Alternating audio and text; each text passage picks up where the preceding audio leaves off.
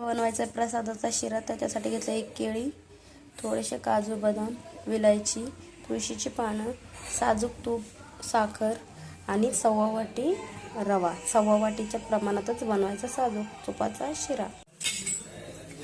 छान परतून घेऊ। घालू शिरा, भाजून घ्यायचा छान बारीक गॅसवर 5-6 मिनिट। आता यामध्ये घालू आपण 1 वाटी केळी,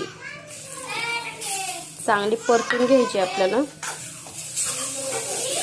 एकजीव होईपर्यंत। छान परतून झालंय। त्याच्यामध्ये घालूया आता 3 वाटी दूध। त्यामध्ये तळलेले ड्रायफ्रूट टाकू, त्याच्यात साखर, आपण विलायची पावडर टाकू, त्याच्यामध्ये टाकू तुळशीची पानं। तयार आहे आपला प्रसादाचा शिरा। अशा छान छान रेसिपीसाठी चॅनलला सबस्क्राईब करा आणि शेअर करा।